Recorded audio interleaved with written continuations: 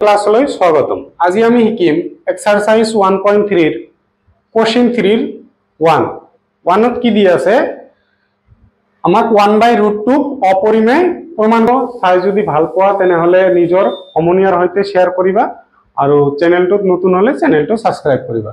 সোয়া আমি প্রথমতে কি লিখিম 1/√2 লেট 1/√2 এটা অপরিমেয় প্রমাণ কৰিব লাগে আমি পৰিমেয় ধৰিলাম পরিমেয় তেনেহলে ইয়াতে কি হ'ব 1/√2 ইকুয়াল টু কি হ'ব p/q আকাৰত হ'ব পরিমেয় সংখ্যা যেহেতু যত q নট ইকুয়াল টু কি হ'ব 0 আৰু কি হ'ব pq সহমৌলিক মানে কি 1 ৰ বাহিৰে আৰু বেলেগ উৎপাদক নাই বা 1 ৰ বাহিৰে আৰু অন্য কোনো উৎপাদক নাই। সো ইয়াৰ পৰা আমি কি কব পাৰো আমি বজ্ৰ পূৰণ কৰিম 1 আৰু q ইনটু কৰিলে কি হ'ব q p আৰু 2 ইনটু কৰিলে √2 ইনটু কৰিলে কি হ'ব √2p। সো আমি ইয়াৰ পৰা q আছে p2 এটো সাইডত আহিলে কি হ'ব তলত আহিব যেহেতু ইনটু আছে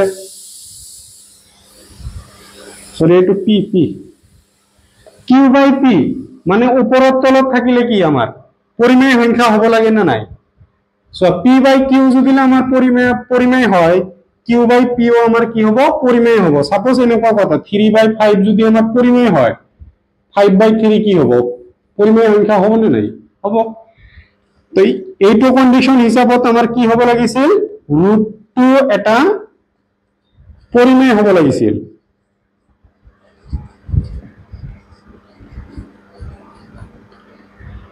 কিন্তু আমি জানো √2 এটা কি হয় অপরিমেয় সংখ্যা তেনেহলে কি লিখিম যেটো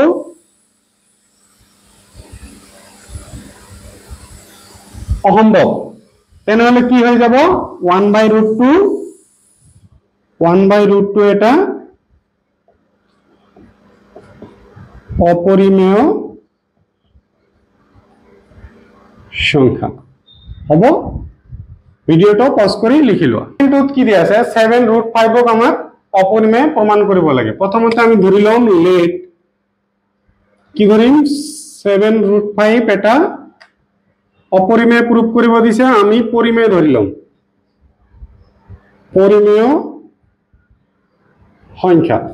সো তেনেহলে আমি কি পাম 7√5 ইকুয়াল টু কি পাম p/q আকাৰত থাকিব নিশ্চয় থাকিব কাৰণ পৰিমেয় সংখ্যা ধৰি লৈছো আমি যত q নট ইকুয়াল টু 0 আৰু p/q কি হ'ব p/q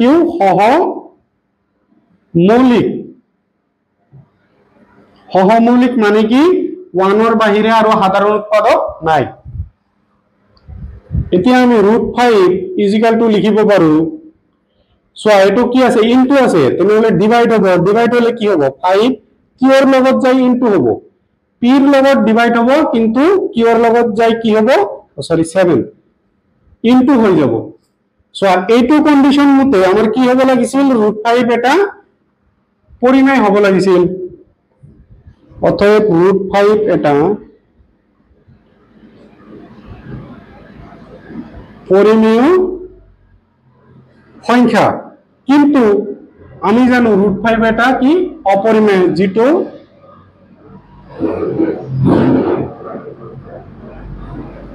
অসম্ভব।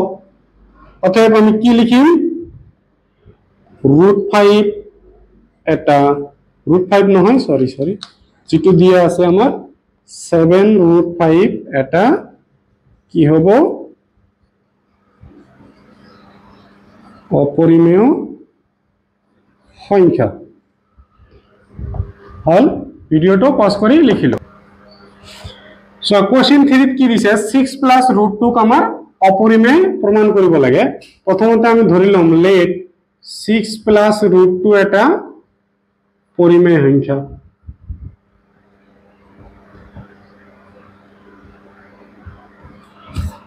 সিক্স প্লাস √2 এটা কি পৰিমেয় সংখ্যা আমি ধৰি ললো। সো ইয়াৰ পৰা আমি কি কৰিব পাৰো 6 প্লাস √2 তেনেহলে কি পি বাই কিউ আকাৰত থাকিব, নিশ্চয় থাকিব।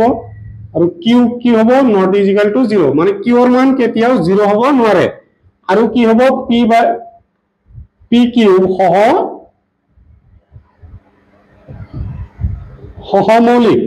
তাৰ মানে সহমৌলিক মানে কি, 1ৰ বাহিৰে আৰু কোনো সাধাৰণ উৎপাদক নাই।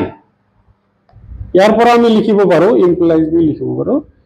সো আমি 6 এইটো পি বাই কিউ এইটো সাইডত আনিলে কি হ'ব, ইয়াতে প্লাস চিহ্ন দিয়া আছে, এইটো সাইডত আহি মাইনাস হৈ যাব। প্লাস আছে এইটো সাইডত যাই কি হ'ব, মাইনাস হ'ব। সো আমি এইটো সাইডত লসাগু লম। ইয়াৰ তলত মনে মনে কিমান আছে, 1 আছে। 1 আৰু কিউৰ লসাগু কি হ'ব, কিউ। 1 কিউৰ মাজত কিমান বাৰ যাব, কিউ বাৰ। কিউ কাৰ লগত ইনটু হ'ব, 6ৰ লগত। কিউ কিউৰ মাজত 1 বাৰ, 1ৰ লগত পি ইনটু কৰিলে পি আহিব। সো এইটো হিসাবত আমাৰ কি হ'ব লাগিছিল, এইটো লাইনৰ হিসাবত √2 বা -√2 এটা পৰিমেয় সংখ্যা হ'ব লাগিছিল। অতএব √2 এটা পৰিমেয় সংখ্যা। √2 এটা পৰিমেয় সংখ্যা তো নহয়, তেনেহলে জিটো লিখিম, জিটো আমাৰ অসম্ভৱ। তেনেহলে কি হ'ব, অতএব আমার কোশ্চেনত দিয়ে আছে 6 প্লাস √2 এটা কি হয়ে যাব, অপরিমেয় সংখ্যা হ'ব। ভিডিওটা পজ কৰি লিখি লোৱা।